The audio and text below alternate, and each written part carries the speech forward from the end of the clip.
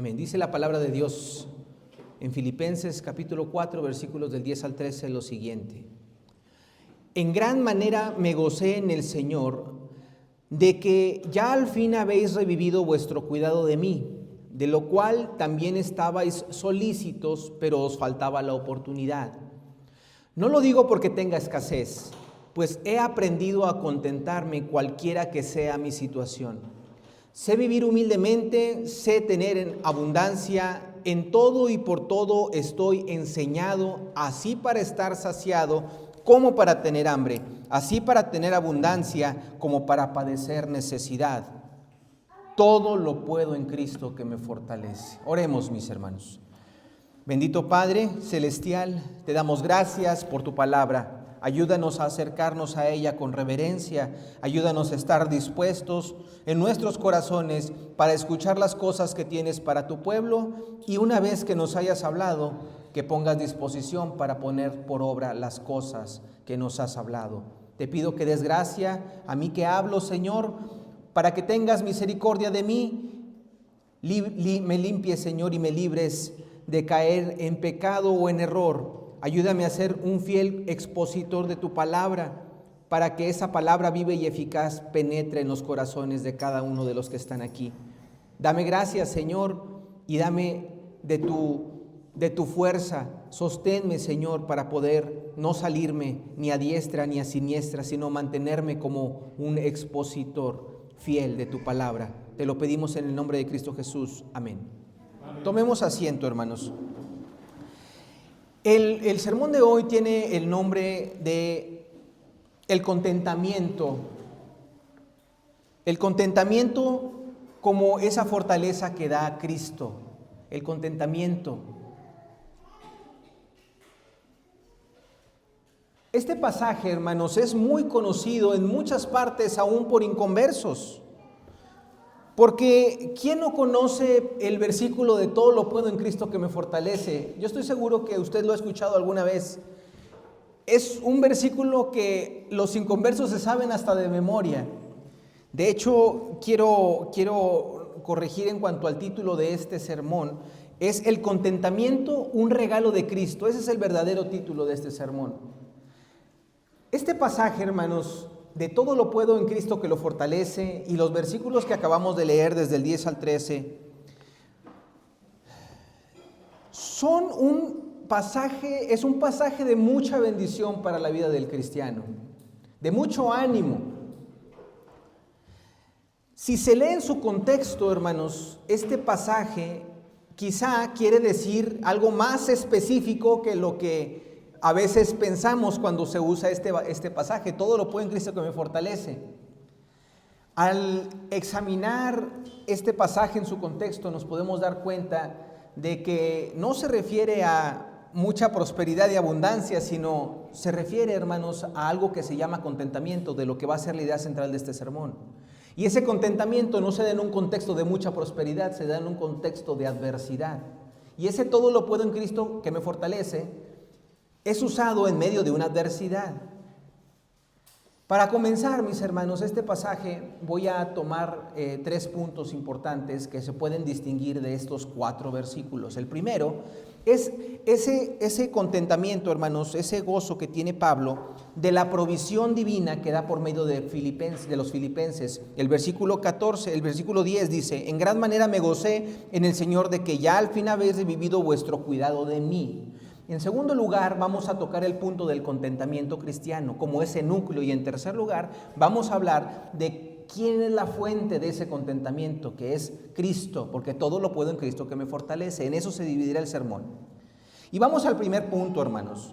El primer punto, Pablo expone que él está gozoso por haber recibido provisión por parte de la iglesia en Filipos, pero, hermanos, en última instancia su gozo no viene porque la iglesia le proveyó, sino porque en última instancia Dios es el que le proveyó. Dice el primer versículo: en gran manera me gocé en el Señor de que ya al fin habéis revivido vuestro cuidado de mí, de lo cual también estaba solícitos, pero os faltaba la oportunidad. La palabra en gran manera me gocé, la palabra gozo que se utiliza aquí, es una palabra que hemos usado en varias partes de la carta. No que hemos usado, sino que hemos explicado en varias partes de la carta. Esta es la carta del gozo. Entonces la palabra gozo viene varias veces y hemos ido a su significado varias veces. Pablo estaba nuevamente gozoso, en el mismo sentido que se utilizaba esta palabra a lo largo de la carta. Es la misma palabra en griego. Pablo estaba gozoso, hermanos. Pero quiero que vean cómo, ya Pablo ya terminó todas sus exhortaciones. Ya les dijo, regocijaos, ya les dijo, por nada estéis afanosos, ya les dijo que hay en vosotros el mismo sentir que hubo en Cristo Jesús. Ya acabó las exhortaciones que tenía que hacer. Pero Pablo todavía no terminaba su carta. Todavía no exponía toda la doctrina que tenía que exponer. Ahí no terminó la carta con el sermón anterior de en esto pensad. Pablo necesita hacer algo más antes de terminar la carta. Y antes de terminar la carta, debe expresar una profunda gratitud a la iglesia en Filipos, a los miembros de la iglesia, por una provisión que le habían enviado durante su prisión en Roma a través de su hermano y amigo Epafrodito. Pablo escribe esta carta, hermanos, y no la quiso terminar porque era uno de sus propósitos, no la quiso terminar sin antes agradecer a la iglesia en Filipos. Una de las razones por las que esta carta se escribió es para agradecerle a la iglesia en Filipos.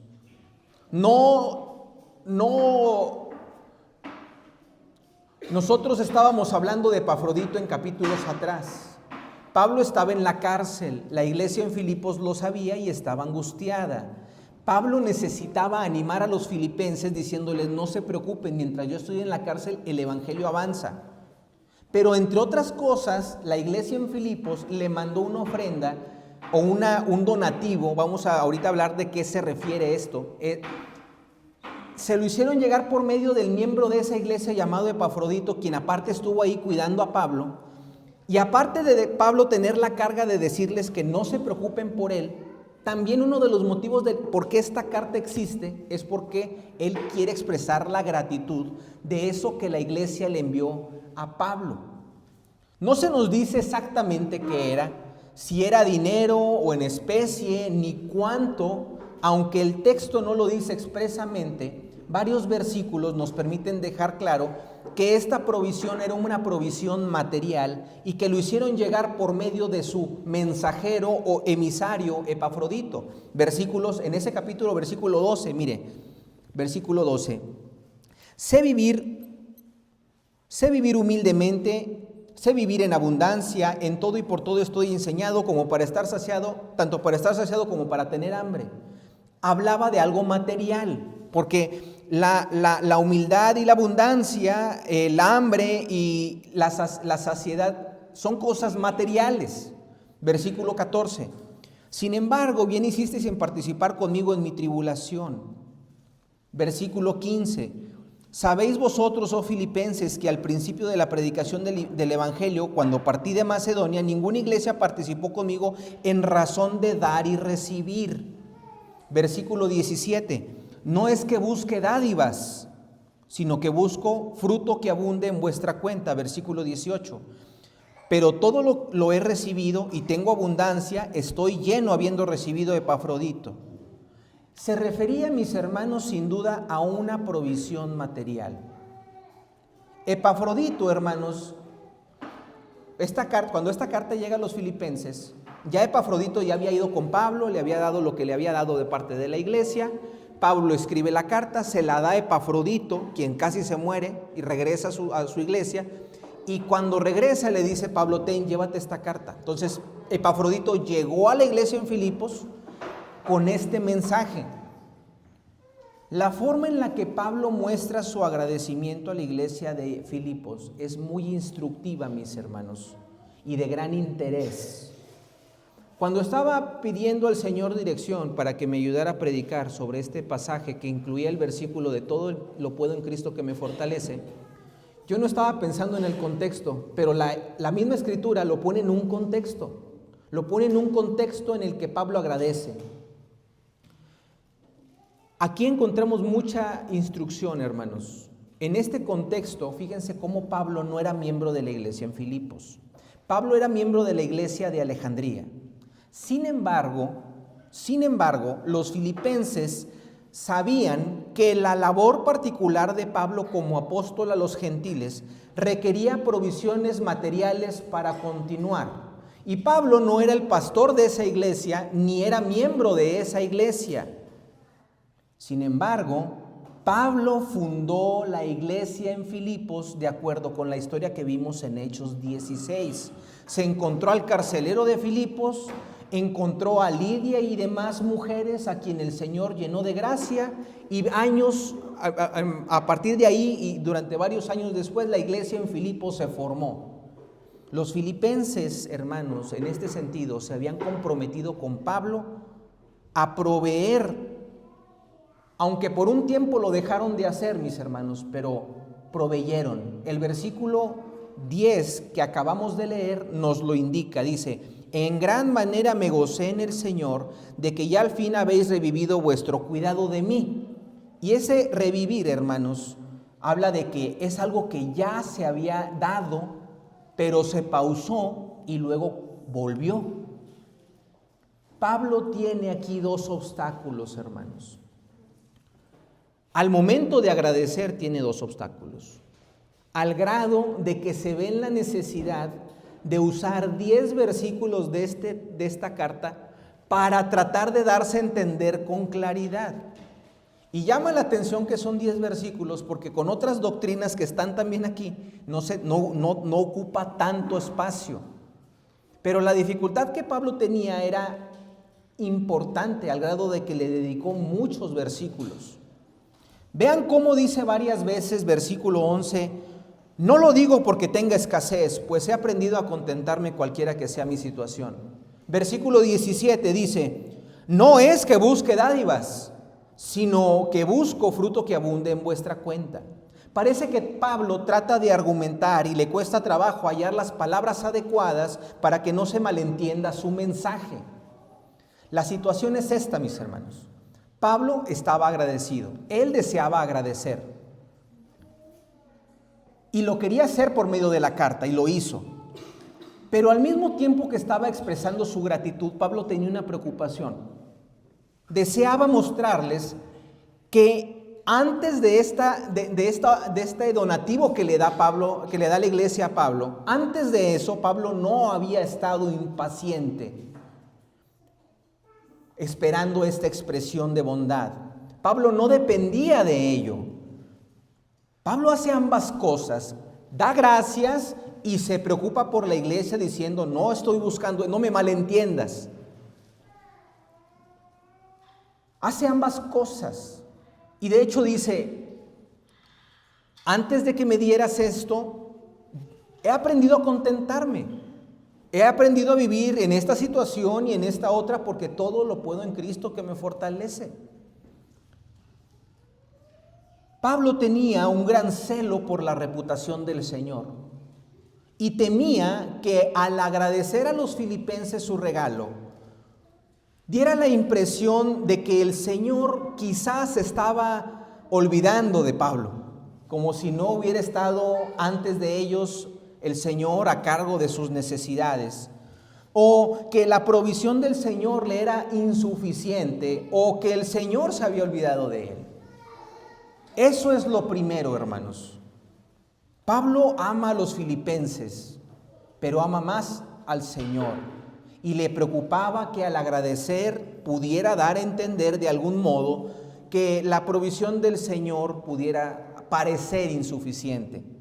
Le preocupaba agradecerles y que eso pudiera dar a entender que su dependencia estaba en los filipenses y no en el Señor. Sin embargo, hermanos, el propósito central del mensaje es mostrar que Dios es soberano, que Dios es fiel. A la vez, hermanos, de que en este mensaje vemos una expresión de gratitud y amor por los filipenses. por esta manifestación de cuidado personal. Y tan ese es el mensaje central de este pasaje, la soberanía y fidelidad del Señor, así como la gratitud, que el pasaje termina diciendo: todo lo puedo en Cristo que me fortalece. Y aquí tenemos una primera aplicación. Mis hermanos, en este mundo adverso, en este contexto adverso, es difícil hablar de ofrendas desde el púlpito. Es difícil, hermanos.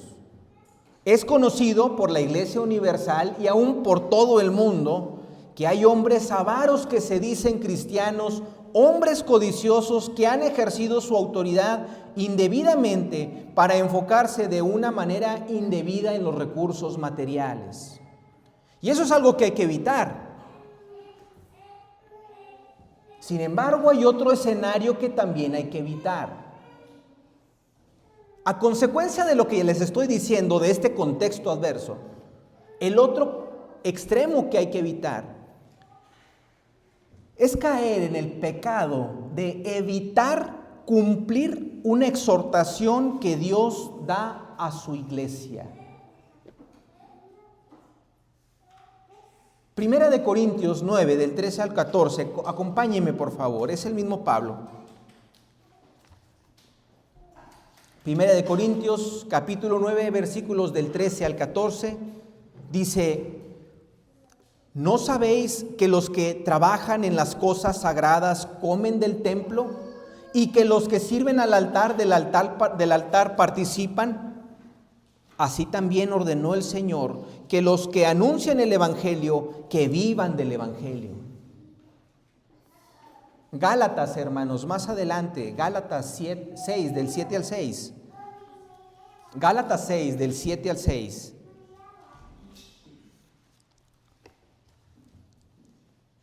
Perdón, del 6 al 7. Gálatas 6, del 6 al 7, perdón. El que es enseñado en la palabra, haga partícipe de toda cosa buena al que lo instruye. No os engañéis, Dios no puede ser burlado, pues todo lo que el hombre sembrare, eso también segará.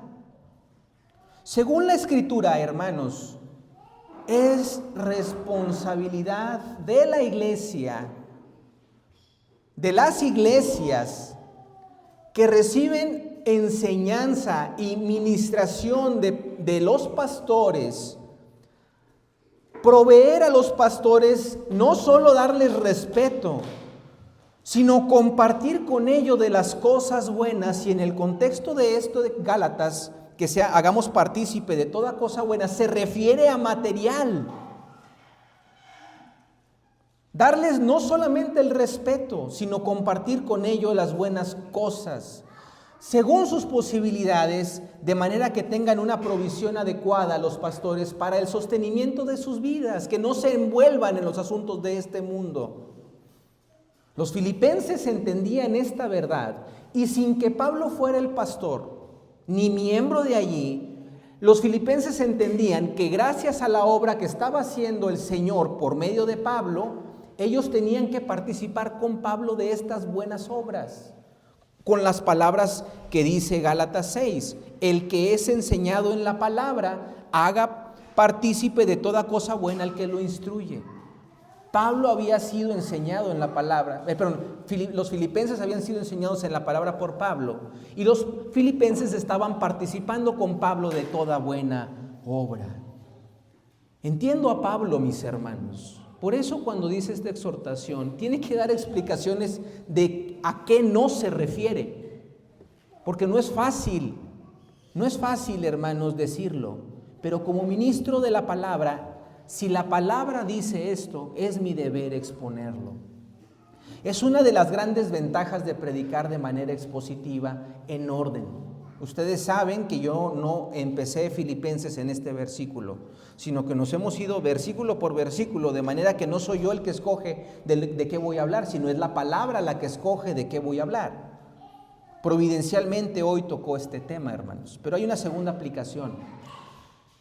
Esto que está haciendo la iglesia en Filipos con Pablo solamente es posible en el contexto de iglesia local. establecida por miembros.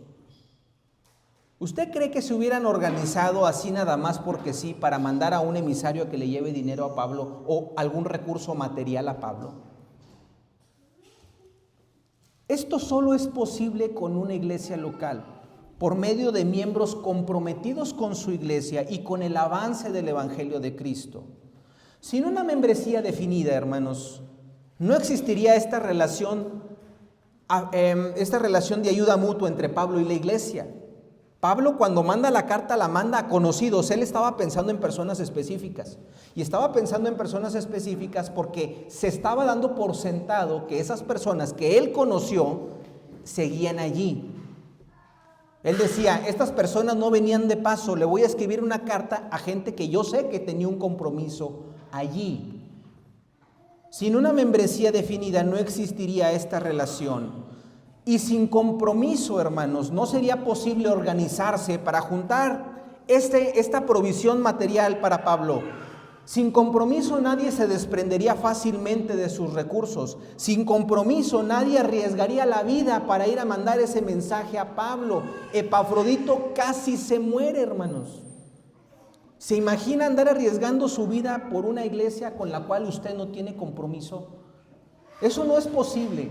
Sin compromiso nadie arriesgaría esto. Sin compromiso, hermanos, no se lograrían cosas importantes. Y hay que ampliar el panorama, mis hermanos. Yo estoy seguro que la iglesia en Filipos no estaba pensando simplemente en proveerle a Pablo. Ellos estaban pensando en algo mayor, en que el avance del reino podía seguir avanzando en otros lugares.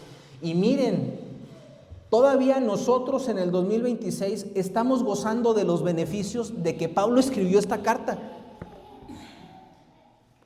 Esta carta la escribió Pablo y Dios usó muchos medios y entre esos medios usó lo que la iglesia en Filipos le dio a Pablo. Trascendió milenios en la carta, hermanos. Hay que ampliar el panorama y cuando nosotros estemos llamados a dar, hay que dar pensando en el avance del reino y que en los planes del Señor traspasan los planes nuestros. La generosidad nos permite hacer cosas profundas. Y ejemplos, hermanos, hay muy cercanos. Vemos iglesias maduras y grandes que hacen cosas muy importantes gracias a que dan para que el reino avance. Pero en segundo lugar, y ya tocando el tema de que Pablo necesita dar estas explicaciones, no busco dádivas, no es que me haya hecho falta, pero gracias. Toca el punto medular de este sermón. Versículo 11 y 12, leámoslo juntos de Filipenses. No lo digo porque tenga escasez, pues he aprendido a contentarme cualquiera que sea mi situación. El secreto de Pablo, hermanos, es que él había aprendido a contentarse cualquiera que sea su situación. Y en este pequeño versículo podemos encontrar dos principios.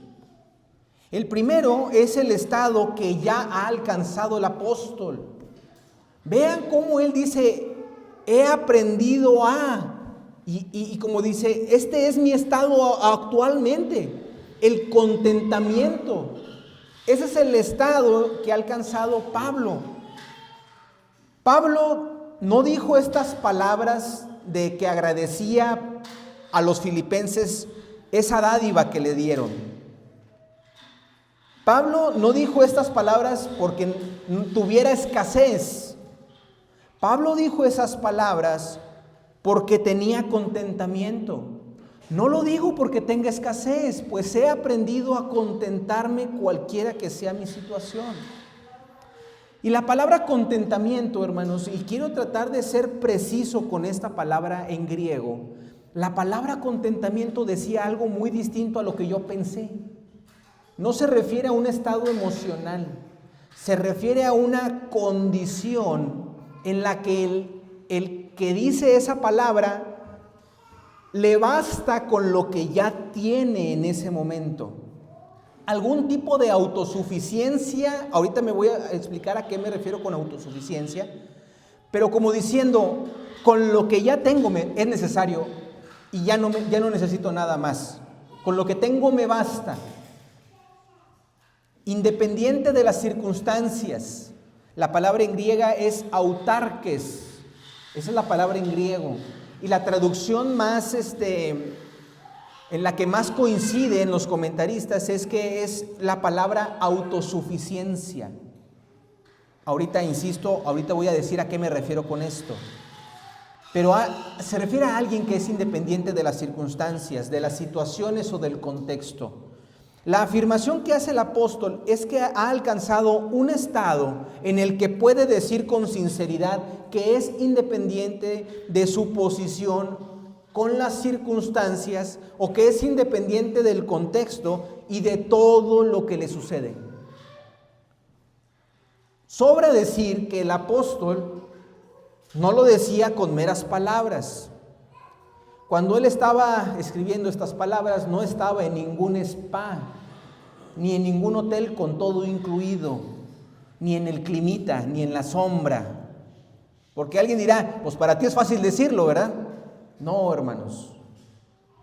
Pablo escribe estas palabras habiendo vivido varios acontecimientos. En primer lugar, Pablo, cuando fundó la iglesia en Filipos, de acuerdo con Hechos 16, estaba en la cárcel, ya había estado en la cárcel. Y dice la palabra de Dios que le habían puesto como una madera que sujetaba sus pies, como si fueran unos grilletes. No podía ni siquiera caminar, porque sus pies estaban atrapados con unas maderas. Ahí se salvó el carcelero de Filipos. Bueno, en ese encarcelamiento cantaba himnos en la cárcel. Hubo un temblor, la cárcel se abrió y el carcelero de Filipos encontró salvación. Pero eso no es solo antes de fundar la iglesia en Filipos. En el momento mismo de esta carta, imagíneselo, hermanos, imagíneselo con la pluma en la mano o con su ayudante escribiendo. Imagíneselo sentado. Estas sillas, hermanos, no crea que él tenía estas sillas. ¿Quién sabe en qué condiciones estaba sentado? Imagíneselo escribiendo: he aprendido a contentarme cualquiera que sea mi situación, mientras él estaba en ese momento encarcelado. Es fácil decir estas palabras cuando alguien se encuentra en un momento placentero y seguro, pero Pablo estaba diciendo esto en medio de una adversidad. Pocas cosas en la vida son más difíciles que la cárcel. Pocas cosas, hay cosas más difíciles, pero pocas cosas son más difíciles que la cárcel. En esa cárcel no hay comida rica, hermanos. No hay agua caliente, no hay un colchón cómodo, no hay almohada, no hay sofá, no hay comunicación con el exterior, no hay libertad. No puedes ver a tus familiares, no puedes ir a tu iglesia. Y en los tiempos de Pablo, menos. En ocasiones, hermanos, adentro de la cárcel hay amenazas, hay crimen, hay muerte, hay violencia. Y Pablo estaba escribiendo en ese contexto que independientemente de las circunstancias, él estaba contento cualquiera que sea su situación. Y todavía dice, todo lo puedo en Cristo que me fortalece. No es la única parte, hermanos, donde Pablo nos transmite esta misma idea. Usted recordará que Pablo en alguna de sus cartas refiere que él tiene un aguijón en la carne. Y dice la palabra de Dios que él ya había orado 3 veces por ese aguijón en la carne y no se lo quitaba. Pero cierra diciendo esto: de buena gana me gloriaré más bien en mis debilidades, para que repose sobre mí el poder de Cristo. Por lo cual, por amor de Cristo, me gozo en mis debilidades, en afrentas, en necesidad, en persecuciones, en angustia, porque cuando soy débil, entonces soy fuerte. Pablo nos dice cómo ha aprendido a no depender en la carne.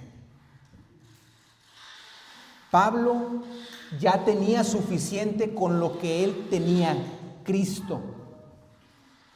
Ya no se gloriaba de lo que había a su alrededor, sino se gloriaba en Cristo.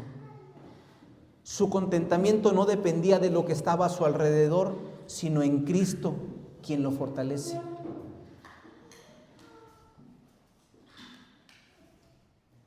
Es un estado, hermanos, en el que no solamente Pablo, o solamente el pastor, o solamente los diáconos debemos buscar. Este es un estado que todos los cristianos deberíamos encontrar al tener a Cristo. Porque Cristo, hermanos, por eso dice, todo lo puedo en Cristo que me fortalece. Si usted ha alcanzado salvación por la gracia de Dios, usted entendió, por lo menos de manera general, que Cristo le dio una recompensa que usted no merecía y que el castigo que sí se merecía, usted no lo recibió. Palabras más, palabras menos, mis hermanos, cuando Cristo nos salva, nos hace entender eso. Y si creemos verdaderamente que Cristo nos salvó, y si vamos a su palabra, hermanos, a conocerle, el cristiano debería encontrar este contentamiento, porque su fe está puesta en aquel Dios soberano que determina todas las cosas. Todo está en manos de Dios. El que es creyente y que reconoce que su alma fue librada de la muerte gracias a Cristo, esa persona recuerda que quien ordenó la situación que usted está viviendo, la que sea. Para Pablo era cárcel, para Epafrodito era casi la muerte, para usted y para mí puede ser enfermedad, algún conflicto familiar. Quien ha sido rescatado por Cristo recuerda que esa situación fue ordenada por aquel Dios que es santo, que es justo y que es verdadero. Esa persona que es salvada recuerda que Dios ordenó en su decreto eterno sabiamente que usted pasara por ello. El contentamiento, mis hermanos, es un estado de gracia. El contentamiento indica que la persona tiene un correcto entendimiento de Dios, un correcto sentido de Dios en sus atributos. O sea, el que usted tenga contentamiento indica que usted tiene una idea correcta de Dios.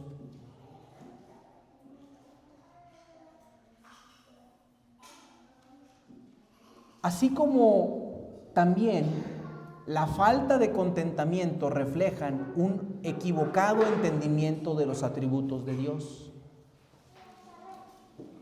Aquel que se encuentra contento como Pablo reconoce que Dios es santo, justo, perfecto. Pero el que no se encuentra contento, mis hermanos, refleja y deja ver que hay una idea equivocada en su corazón respecto del Señor. Deja ver a esa persona en una posición despreciable. Quien está contento somete la voluntad suya a la voluntad de su Creador y vive entregado a disposición total de lo que su Hacedor decida. El contentamiento, hermanos, es opuesto a la murmuración. El que murmura no está contento y es un cierto estado de angustia. Estas preocupaciones que de repente nos pueden llegar olvidando que el Señor es soberano, reflejan, hermanos, en cierto momento que nosotros no creemos en un Dios proveedor o soberano. Y eso, para efectos prácticos, es como un tipo de ateísmo en la práctica,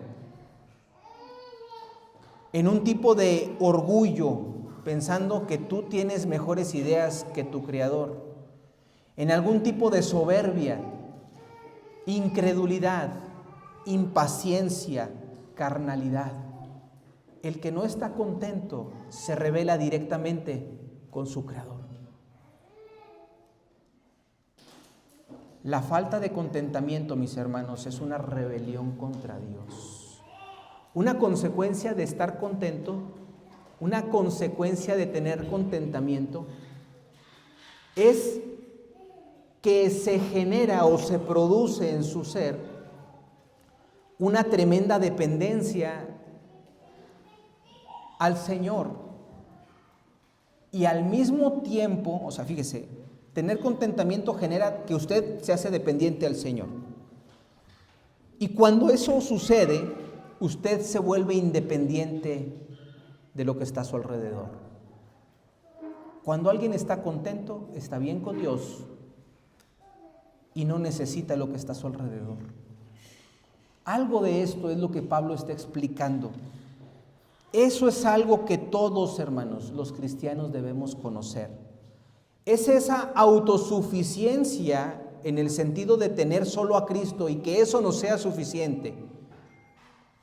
Es esa autosuficiencia en el buen sentido de no ser dominados por lo que nos rodea. En ocasiones este contentamiento se puede malentender, porque no estoy diciéndole que usted sea conformista o que usted no se esfuerce. Hay quienes tienen un mal entendimiento de esta palabra contentamiento y la entienden mal creyendo que el cristiano no debe de seguir progresando o avanzando y confunden el contentamiento con conformismo o pereza. Dicen que una doctrina, dice el mundo que incluso es una doctrina el contentamiento, que es una doctrina que nos ha dañado para soportar toda clase de situaciones en las que nos encontremos y que nos hace someternos a desgracias e injusticias. Pero hermanos, la Biblia no enseña que los hombres y mujeres deben contentarse o conformarse con permanecer en la miseria o en la pobreza o que jamás debamos intentar mejorar. La Biblia no dice eso. La Biblia, sin embargo, deja claro que ante Dios, al tener cada uno de nosotros la imagen de Dios, gozamos de un valor especial, que todos somos iguales en la imagen de Dios, mis hermanos, y que deberíamos tener igualdad de oportunidades. Lo que le quiero decir esto en pocas palabras es que el contentamiento no significa que usted sea conforme y perezoso. No, esfuércese. De hecho, debemos de ser luz. Nuestras obras deben iluminar al mundo. Tampoco significa el contentamiento la indiferencia. Decir que como estoy bien con Dios, lo que está a mi alrededor no me importa en el sentido de que me vuelvo insensible. Tampoco es eso, hermanos. Eso es una resignación negativa. Pero lo que sí dice el apóstol aquí con la palabra de autosuficiente en griego, que en la Reina Valera lo traduce a contentamiento, lo que sí quiere decir es que las circunstancias no lo dominan. Hermano, claro que puedes mejorar tus circunstancias de forma legítima y justa. Si lo puedes hacer, mejorar tu condición justa y legítimamente, hazlo. Esfuérzate. No me imagino de qué calidad habrán sido el Señor Jesucristo era un hijo de carpintero. Si el Señor Jesucristo ejerció la carpintería, no me quiero imaginar la calidad de sus muebles, mis hermanos. Si usted es cristiano, usted tiene el deber de hacer lo bueno, hermanos, y de hacerlo como para el Señor y no para los hombres. Esfuércese. Pero lo que le quiero decir es esto, que si lo intentas y no puedes, y Dios te dice que permanezcas en una posición difícil o limitada o dolorosa, no dejes que eso determine tu tristeza. Eso es lo que dice. Lo que quiere decir el apóstol en este pasaje es que debemos llegar al estado en el que independientemente de cuáles son mis circunstancias, no seas controlado por ellas. A eso se refiere con las palabras que dice, no importa cuál sea mi situación. Quiero que vuelvan a imaginarse a Pablo probablemente vigilado por la guardia romana, diciendo estas palabras, sin embargo, diciendo, aún en esta situación, Soy independiente de estas circunstancias porque tengo contentamiento. Pablo está diciendo que los factores determinantes en su vida no son dominadas por las circunstancias. Pablo deja claro que su contentamiento aplicaba en todo, porque él no ha aprendido a contentarse solo en algunas cosas, sino ha aprendido a contentarse, dice el versículo, cualquiera que sea mi situación. Pablo quería dejar claro todo. Versículo 12 dice, para explicar a qué se refiere con todo. 12, sé vivir humildemente, sé tener abundancia, en todo y por todo estoy enseñado, así para estar saciado como para tener hambre, así para tener abundancia como para padecer necesidad. Todo lo puedo en Cristo que me fortalece. Y alguien dirá, ¿cómo que he sido entrenado para la abundancia? ¿Cómo que he sido enseñado para estar saciado? Alguien se preguntará, ¿qué es más fácil contentarte cuando estás en abundancia o en escasez? Pero hermanos, el contentamiento no tiene que ver con su situación material. Había dos personas, hermanos, que no necesitaban trabajar con sudor. Sí necesitaban trabajar, pero no con sudor, para ganarse el pan. No pagaban el recibo de la luz, no pagaban hipoteca, no vivían en un lugar inseguro, no había guerra, no había ni extremo calor ni extremo frío, no faltaba el alimento, no estaban caras las cosas. Estas dos personas se llamaban Adán y Eva. Tenían todo, hermanos. Estaban en el huerto del Edén. Tenían una relación con Dios única. Pero estas personas no tenían contentamiento a pesar de que estaban en el huerto del Edén. Tenían todo y Dios les dijo, coman de todo, menos de ese árbol.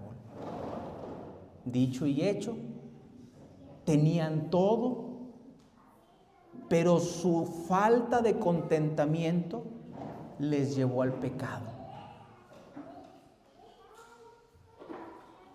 Carecían de contentamiento. Tenían todo lo material, pero no tenían contentamiento. Teniéndolo todo, estaban insatisfechos, deseando lo que no tenían. Un fruto del árbol del bien y el mal. Su falta de contentamiento provocó que menospreciaran todo lo que Dios sí les había regalado. Y hermano, tu contentamiento no depende ni debe de depender de tus bienes materiales. El contentamiento es una cuestión que se relaciona directamente con tu corazón. Antes de caer como un rayo, Satanás y sus ángeles caídos estaban en el cielo mismo. Esa era su morada. Ellos estaban bien cerquita de Dios. Tenían el favor de Dios. La Biblia se refiere a Satanás como un querubín hermoso y perfecto, pero no tenía contentamiento. La falta de contentamiento hace que tengas todo, pero no sientas satisfacción con nada. En cambio, el contentamiento hace que en medio de la nada tú sepas que lo tienes todo. Pablo había aprendido a estar en la escasez, pero también en la abundancia. La mayoría de nosotros, hermanos, porque yo me preguntaba, ¿hay que aprender a ser rico? Sí, hermanos, sí, hay que aprender a ser rico. No es algo que no estamos hechos para ser ricos, hermanos. Si usted no es rico, dele gracias a Dios. ¿Sí? Que el Señor también da riqueza, pero que la dé en sabiduría, que la dé en piedad y que Dios nos capacite para hacerlo. Pero mis hermanos, no estamos listos. Muchos. Me pongo en primer lugar, hermano, hablo de mí. Sé cómo estar saciado. Sé cómo disfrutar de la abundancia, dice Pablo. Hermanos, qué difícil es para una persona próspera la grande tentación de sentirse independiente de Dios. Cuando somos ricos y podemos disponer de las cosas y manejarlas a placer, tendemos a olvidarnos de Dios. Vea a la gente, hermanos, cómo anda en diciembre cuando tiene los aguinaldos, hermanos. Véalos. En cómo gastan, en qué gastan, hermanos. ¿Cómo se ponen, hermanos? Gracias a Dios, eso ocurre una vez al año. La mayoría de nosotros recordamos, en cambio, a Dios cuando tenemos el agua hasta aquí. Cuando pasamos por un mal momento. La mayoría de nosotros nos recordamos del Señor cuando estamos necesitados. Y es cuando estamos necesitados cuando empezamos a orar. Qué fácil es olvidar a Dios cuando tenemos satisfechas todas nuestras necesidades terrenales, porque pensamos y nos olvidamos que no necesitamos al Señor. Eso pensamos, mis hermanos. Sí, para ser rico también hay que tener sabiduría. No sé qué sea más difícil para el cristiano, si vivir en la escasez o en la abundancia, pero Pablo afirma que es también enseñado en esas dos circunstancias. La pobreza no le desanima y las riquezas no le hacen perder el control ni se deja llevar. Dice que no depende de ninguna de ellas, que no depende de eso ni de nada más, que su vida no está controlada por las cosas, que Él es lo que es con independencia de ello, de esas cosas. Esa es la forma en la que hay que vivir la vida cristiana, hermanos. Y es bueno que afrontemos esta afirmación porque estamos en tiempos inciertos. Quizá la primera y más grande lección que podemos aprender es cómo vivir sin permitir que las circunstancias afecten nuestra paz.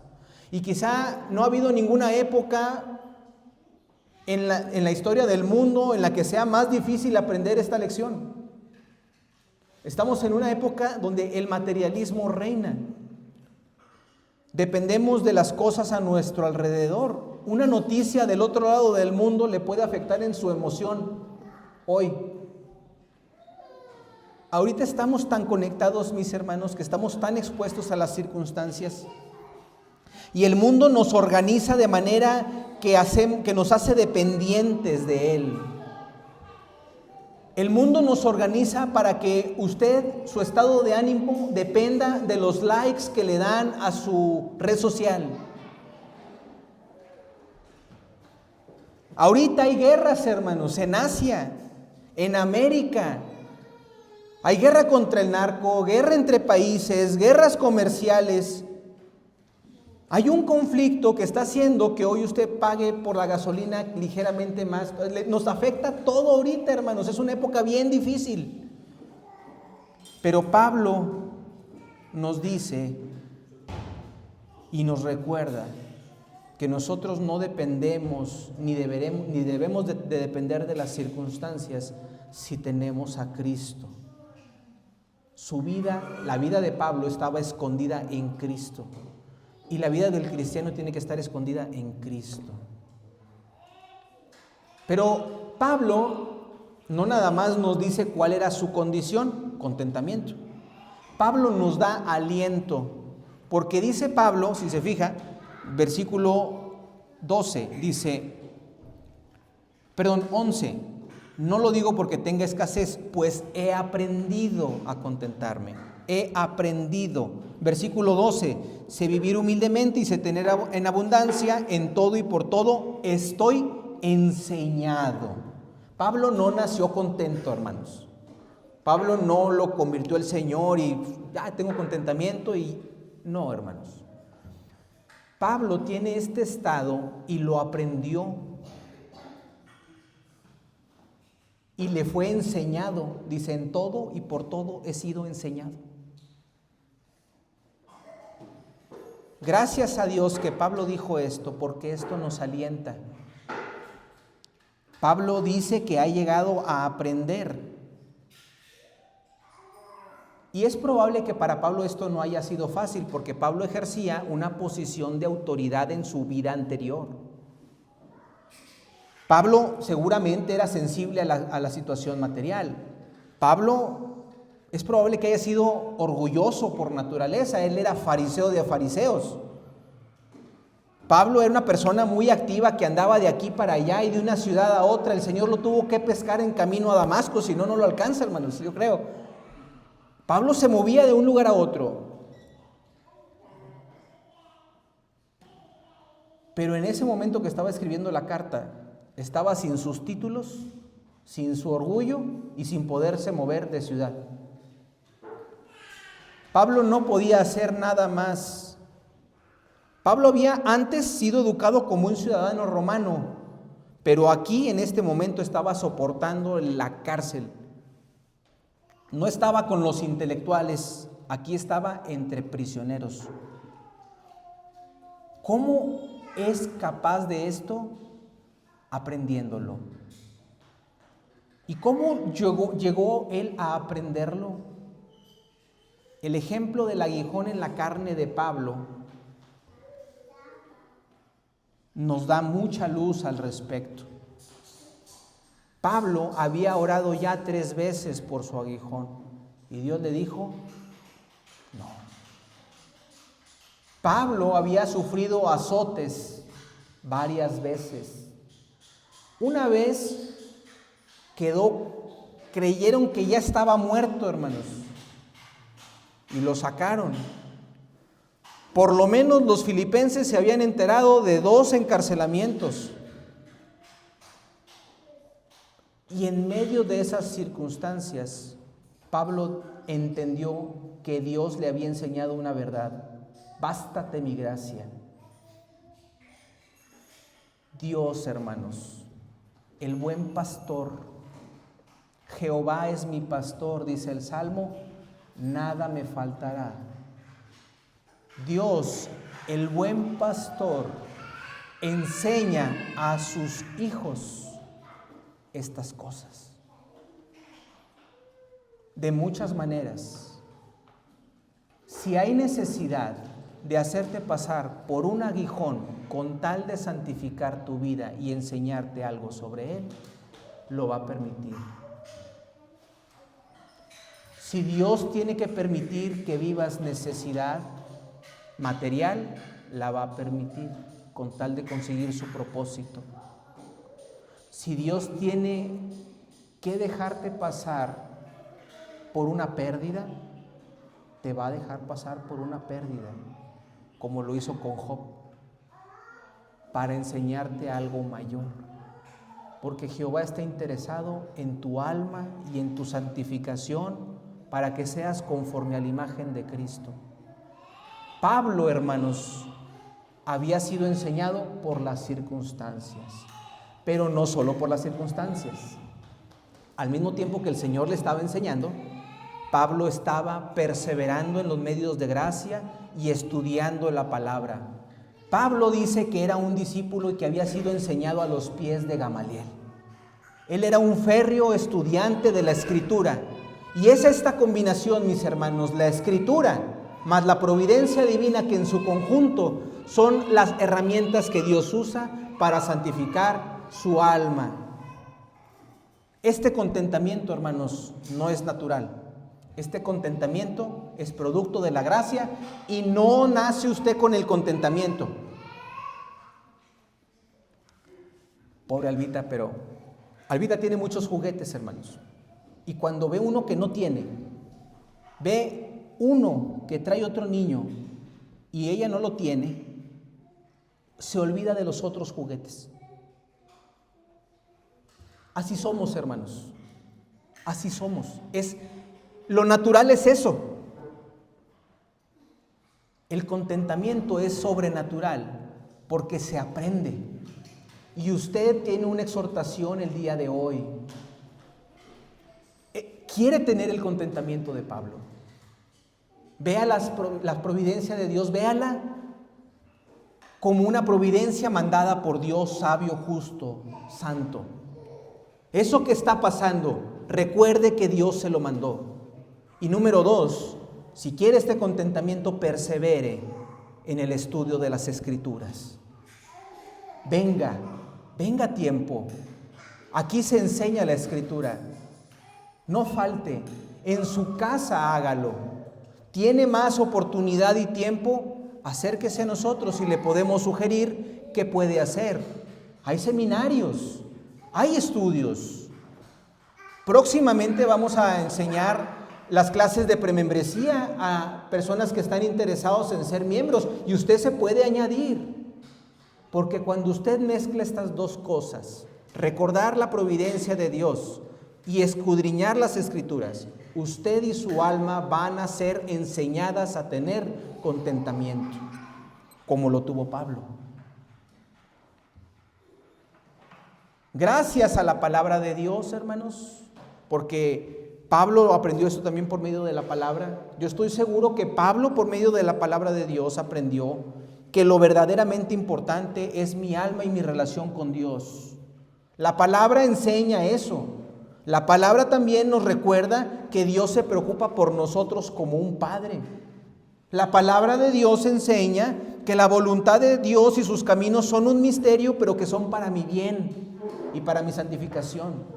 Si usted escudriña la palabra de Dios, también recordará que cualquier situación de mi vida es alguna manifestación del amor y la bondad de Dios.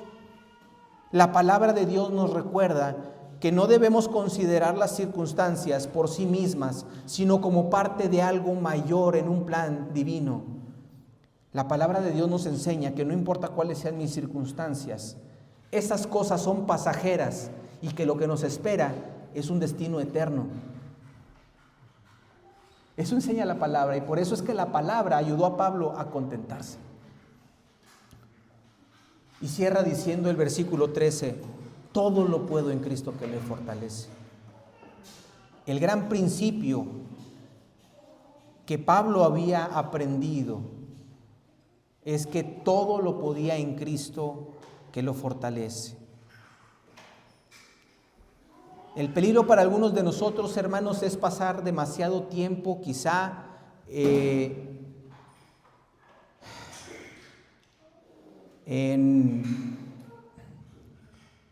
más bien olvidarnos, hermanos. El riesgo que tenemos algunos de nosotros es olvidarnos de pasar tiempo de intimidad con el Señor.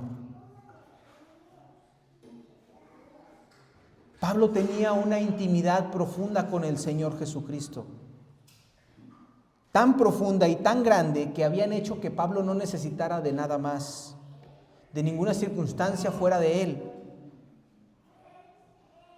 Pero creo que lo que más le ayudó fue considerar el gran y perfecto ejemplo de Cristo.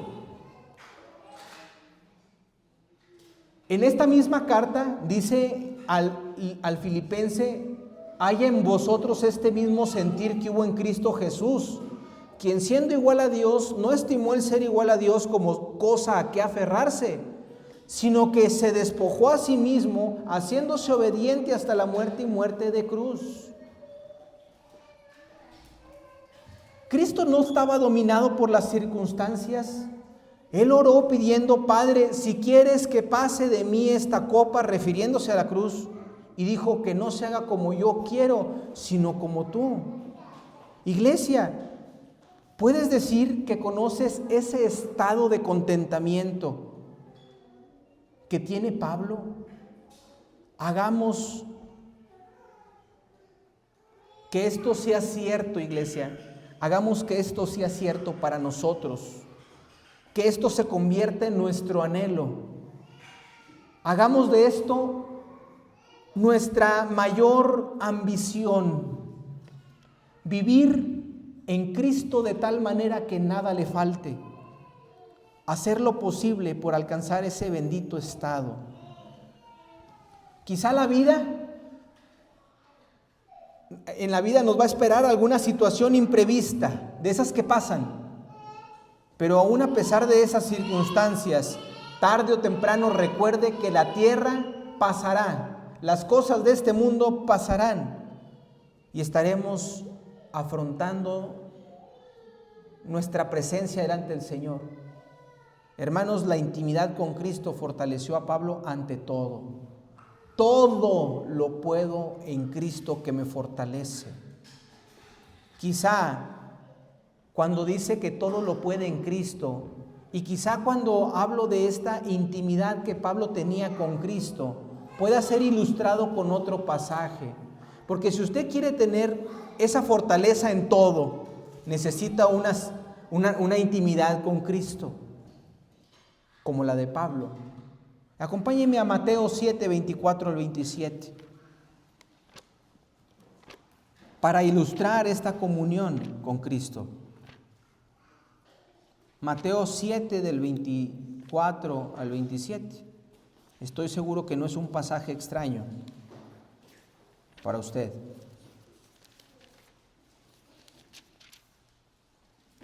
Dice la palabra del Señor. Mateo 7, del 24 al 27.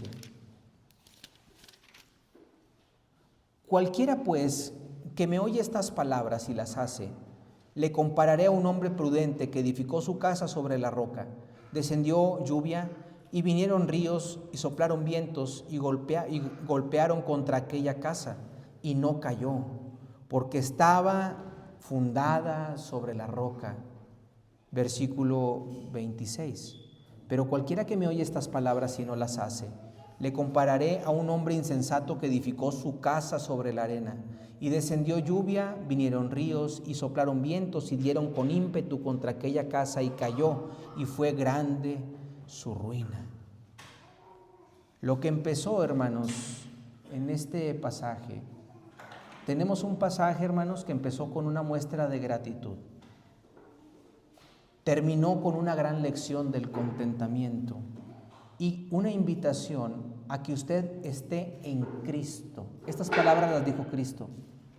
Cristo lo compara con un hombre que hizo su casa sobre la roca, a aquel que oye lo que Él dice y lo hace. Hermanos, cumplamos nuestro deber. Concluyendo este sermón y resumiendo algunas ideas, hermanos, así como la iglesia en Filipos, porque esto partió de un agradecimiento, de un envío que había hecho la iglesia en Filipos a Pablo, cumplamos nuestro deber de sustentar a quienes nos bendicen con enseñanza de la palabra de Dios.